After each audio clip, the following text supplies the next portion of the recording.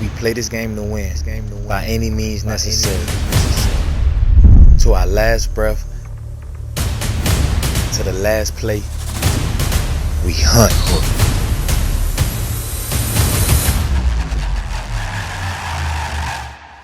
When we bleed, it's orange and green. War ready is the phrase often used. Around these parks, it's game time. No need to turn back the hands of time. We back like we never left.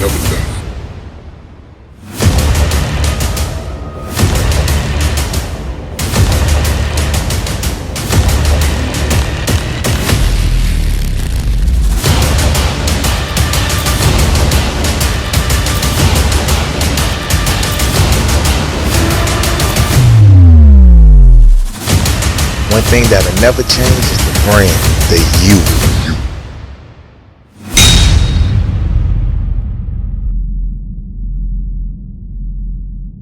Welcome back to the Games Get Played Network. I'm your host, Wise, and I'm back to do this Miami versus Wake Forest recap. Everybody has their opinions, but at the end of the day, the game still got to be fucking played. You got to line it up and see how you come out on the other side of it. And with that being said, Miami came out on the other side of it 42-14 when they played Wake Forest this past weekend. So we'll do things a little differently today. So we won't technically get into a film breakdown session. I was at the game. I saw everything live. I also watched the film when I got home. My perspective on what I saw really didn't change. So this will be more so of a live take of the things that I saw while I was at the game. So Miami won 42-14. Cam Ward was 27-38 for 280 yards, 2 touchdowns, and 1 interception. Regarding the interception, so when I was there at the stadium, I really couldn't tell when it happened. Like at the stadium, to me, it looked like a really bad play. And then when I got home and I saw what happened, it looked like we were trying to run a middle tight end screen to Arroyo. And when Cam basically flicked the ball at him, like maybe he wasn't ready for it, but he didn't even really go after the ball in a manner that I thought he should have. I definitely think Cam could have put it in a different spot or a different position, but I really didn't see Arroyo attempt to attack the ball. So maybe he just wasn't ready for it or whatnot. But even if you take that interception off the board, Cam had another terrible play. In my opinion, it was he was scrambling out, and Fletcher was literally right there. It would have been an easy dump off for a touchdown when we were down there in the red zone. And instead of dumping it off to Fletcher, he kept his eyes a little too far downfield. And I think he tried to force it to Jacoby in the back of the end zone, and they almost intercepted it. Overall, I was fine with, what I was seeing from Cam at times. And then at other times, it was clear that he obviously should have taken the check downs, but we'll kind of get to that later. Jordan Lau led us in rushing, 7 carries for 115 yards, 1 touchdown. He had the 61-yard run where he go through the hole. He ran somebody the fuck over, kept running. I believe he picked up a block from Jacoby downfield and everything, but he had a phenomenal game. And in the group chat before the game, definitely Hollywood and somebody else in the group chat, it might have been Sinatra as well, but they were both like, oh man, I want Lau to get more touches. I want Lau to get more touches. Personally, I wanted AJ Allen to get those touches, but just with what Jordan Lau did when he got those touches, he made a huge impact. Damian Martinez had 16 carries for 63 yards. Mark Fletcher had 6 carries for 55 yards. And overall, we ran the ball very well. I thought we should have attempted to run it a little more. But, I mean, we had over 200 yards on the ground and averaged 7 yards a pop with 2 touchdowns because Cam got that 1 touchdown in. Receiving-wise, Jacoby led us in receiving yards, 91 yards, 7 catches. He had the 2 touchdowns, the only two receiving touchdowns of the day. Um, Elijah Arroyo had 6 catches for 79 yards. Finally, they attempted to make sure he was a part of the game plan. And I don't know if that was Dawson or I don't know if that was just Cam Ward making sure they tried to get him the ball, but they went to Arroyo a lot. They should have been doing that from the get-go, but he had 6 catches for 79 yards. He did have a key drop where Cam had hit him on a route. The ball was a little behind, but you have to catch that. It would have been a big conversion. I believe that might have been on third down. But either way, it would have been a big play. But he didn't come up with the catch. But I expect to continue to see him featured in some sort because, like I said, he's a mismatch every week. Um, Restrepo, 5 catches, 45 yards. Uncharacteristic game from X. He had a fumble. I believe he also dropped like a clearly catchable pass that he would normally snag. And then we just leave it at that as far as there. Kiko had 12 tackles. I think overall, this might have been his best game of the season. Not even because of the numbers on the tackles, but because I didn't see him split out as wide as much as I had been seeing in the past. And I think that really helped him. It helped him be more comfortable. He wasn't asked to do something that was ridiculous. And overall, I think it just helped the flow of how things went and stuff like that. Mesidor, 7 tackles, 1 sack. He was real active majority of the game. Um, Mish obviously had the pick 6, which was a great play at a great time. Ruben Bain, he had a sack. And Mish Powell also had a sack. I want to say that basically was Mish's best game since the beginning of the season. He did make some mistakes, but overall, man, he made 2 massive plays, including the pick 6, especially because they were driving and driving on us. And once he did that, that really killed the momentum of everything, kind of turned things around and stuff like that. Um, Overall, when I saw the young linebackers in the game, I liked the way it looked. I like how Alderman moves around and comes downhill.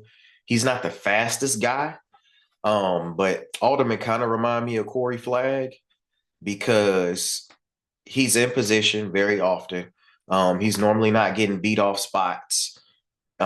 He's not great in coverage, but he's sound to make those tackles.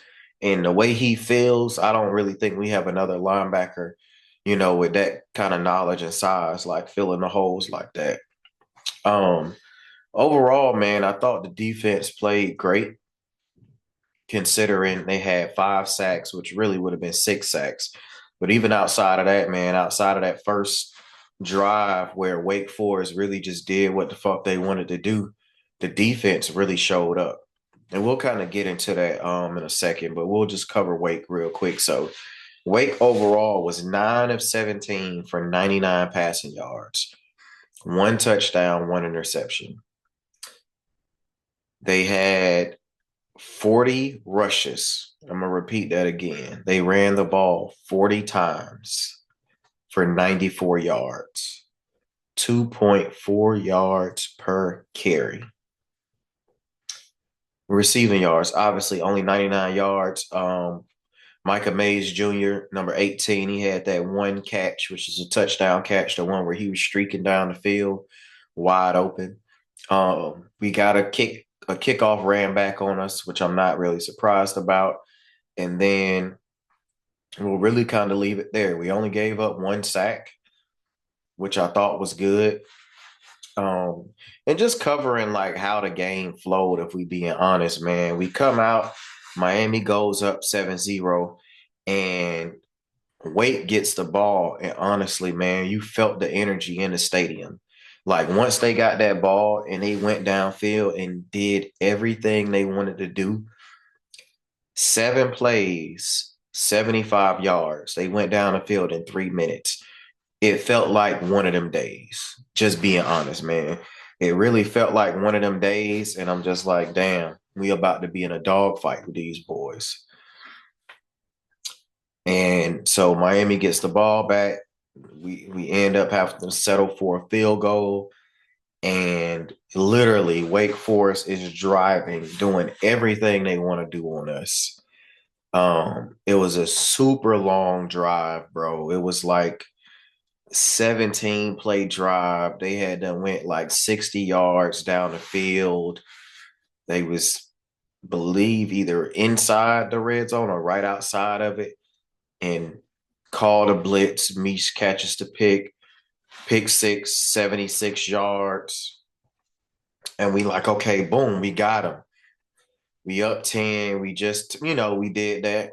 I go to the bathroom. I take my son to the bathroom. You need to use the bathroom. And while I'm in the bathroom, I hear, and Wake Forest runs the kickoff back for a touchdown. I'm like, bro, what the hell? And then I go and I see who it was. It was Claiborne, their best player. We let him crib it for 100 yards, and it is what it is, man. At that point, converting the field goal was key. It was definitely key. So, getting the field goal, before the half was solid and everything. And then from there, man, it was locked up 14-20. So the defense didn't give up anything else. And really the offense was moving the ball here and there. Obviously, the interception happened. A couple of other drives got stalled, and we go into the fourth quarter. It's 2014. I never really felt like Miami was going to lose the game while I was there, just being honest. But it was a tight game. It was a dogfight up until the fourth quarter, and then Miami pulled away. Cam Moore had to run. Jordan Lau had his run after we had forced the fumble on the kickoff. And then obviously we go down again and Ward scores again, man. So really just what I want to say about what I saw, just going back to the defense. People was complaining and stuff like that, even after the game. I don't know what the fuck folks was complaining about. I get it, the first drive and really the second drive for that matter, up until the interception that happened, the defense was really, they was doing whatever they wanted. But the one thing I don't think people realize is when you play an offense like that runs that slow mesh, you don't see that all year. So you can prep for it in practice and stuff like that. But until you get out there and kind of get the feel for it, it's not an easy thing to stop depending on what you're doing. And let's be real, we're not world beaters on defense, right? The D line before this game hadn't shown up in so long. So you really didn't know what you was going to get, just being honest. So, that was one thing. And then the other thing I think was, I don't think Miami could tell how fast Claiborne was by seeing him on film. Because there was a play on the first drive. It was like 3rd and 10 or something like that, 3rd and 11. And they was handing the ball off, bro. Might have been the second drive. They was handing the ball off just to hand it off. They didn't think they was going to get the first down. And, we have bad alignment. And basically, once the alignment is bad, we beat with numbers anyway. Claiborne gets in there. And then when he see the opening, he hits it. And like how fast he hit it, I knew it caught us off guard by how fast he was. So once he cribbed that kick, I wasn't even surprised. One, because our special teams overall has been a piece of shit all season. Let me say that. The special teams coach is fucking cheeks, bro. He is trash. Punt return, Ray need to get the fuck from back there. He not fielding enough of the punts. Like, bro, I keep seeing too many balls hit the ground with this guy. Why the fuck is he back there? Even if, so one, he's not explosive in the sense of he don't do anything when he catch it. All year, he ain't made not one play back there. But what makes me even more mad is he not even fielding the fucking ball. So he's going kill, kill, kill. He's not running up and catching none of these balls. He's not going back and catching them, depending on how far back they kick it. He let it hit the ground. Like, he's literally giving up yards, bro. Like, when that shit happens, we're giving up 10 or 15 yards of field position. I don't understand it. If he ain't going to catch everything And he can't do anything when he get the ball. He ain't chopping shit up. Get him the fuck from back there. That shit literally don't make sense, bro. On kickoff, can somebody tell me a play we made on kickoff this year? Like return wise, I don't really remember one. I think CJ had one okay return. Um, Obviously, he forced that fumble, which was a great play. But outside of that, though, just being honest, like special teams has been ass.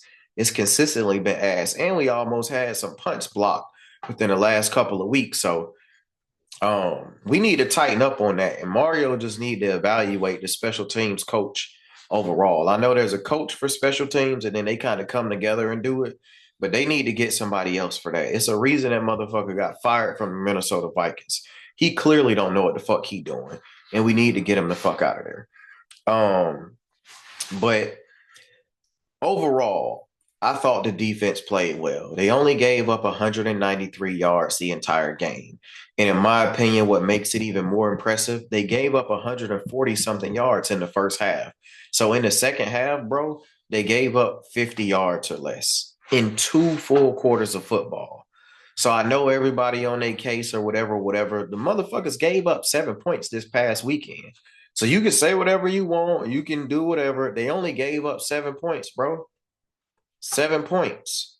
Because obviously the kickoff happened on special teams. You give up 7 points and motherfuckers had a ball for half the game. It ain't like we dominated time of possession. That shit was split almost 50-50. 4-14 on third down, 193 total yards. You're not going to really get too much better than that. And they forced 2 turnovers. Well, 1 turnover. You're not going to get too much better than that. Under 200 yards to hold somebody like that, 94 rushing yards, 99 passing yards, man, stop the complaining and bitching. This is the best game of the season that they played. And I know other people going to disagree, but this is definitely the best game of the season that the defense has played for 2 reasons. One, Miami had all offseason a game plan for Florida, okay? They had hella time, so many months to put stuff in place. And Florida didn't do anything that Miami didn't expect them to do outside of the amount of deep shots that they took. But we had Damari Brown that game, so it didn't matter. He was locking shit up. But to be coming off a bye, to only have, because the first week they was fixing things internally, so to really only had that 1 week to truly prepare and lock in for Wake, with how they came out and what they did is definitely more impressive than the Florida win. Definitely more impressive. We held them to less yards. Overall, it was less points. And if we're being honest, the defense only gave up 7. I'll take it all day. Only 12 first downs the whole game, and most of those got had in the first half. So with a setup in a situation like that, man, I'll take that 10 out of 10 every single time. Every time, bro. Like, I'm taking that. That's just me, though. That's just me. If the defense can play another game even somewhat close to that, we win that game. We win that game. So, man, salute to the defense. And I know some people done already covered this and stuff like that, but, I know y'all saw the stuff about Tyler Barron getting benched. I think he only played 3 snaps, and then he got pulled for a shitty effort. The boy really ain't, like, I'm not even trying to be funny, but since we got in the ACC play, I don't think he's made. It's not that he hasn't played hard, but he himself haven't made a play. Padded his stats, and we was playing the FCS teams, and he actually did have a good game against Florida. But come on, bro. Folks gave you that bread in the offseason. You was wreaking all of this havoc. The lights done got brighter, and you ain't showed up, my boy. So rightfully so, you was benched. And after the game, I actually saw him in the Walmart parking lot. So I don't know if, some of the other players also don't ride the team bus or whatever, but I seen him in the parking lot at Walmart instead of obviously being on the team bus, but maybe there's nothing to it. I don't know if the players are allowed to leave with their families before they get back, to campus, but really didn't look like he was with family or whatever. So, but yeah, if you're not going to produce, you need to get the fuck off the field. And I'm glad somebody made the call. I don't know if it was Jason Taylor or whoever, but I'm glad folks made the call. Get the fuck off the field if you're not going to do what we ask you to do. And if you want to complain and bitch about it, oh well, bro. We're not here for that. We at the end of the season, get with the program or get the fuck out the way. It's really that simple. So hopefully, bro can bounce back and tighten up and do what the fuck he's asked. And if he can't do that, then move him the fuck out the way, man. No reason to have nobody out there giving piss poor effort on these plays. Overall, the offense had 500 yards again. Definitely left points on the field again, but we were 7 of 12 on third down, had 27 first downs, and we was moving the ball. We was moving the ball. The interception hurt us. X also had the fumble.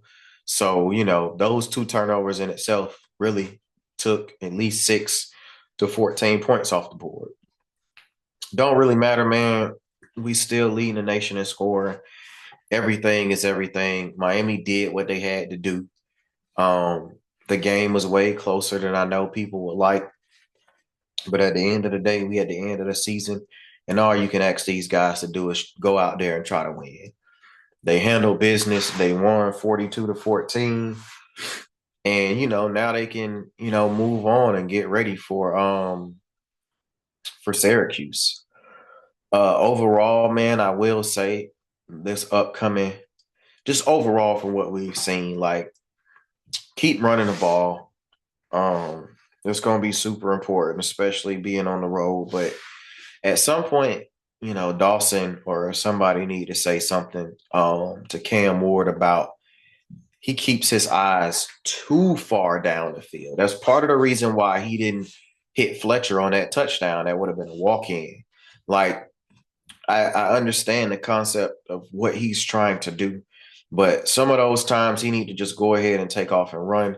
And then some of the other times he don't need to have his eyes as far downfield. If you're looking far downfield and you don't see it, then readjust where you're looking at and see if the check down is there. If the check down is there, then take it. That's it. But other than that, man, it is what it is. Miami did what they had to do. It was a great experience. I took my son to his first Hurricane game this weekend, and we had a great time, man. The Syracuse preview video should be out relatively soon. And other than that, until next time on the Games Get Played Network, signing off.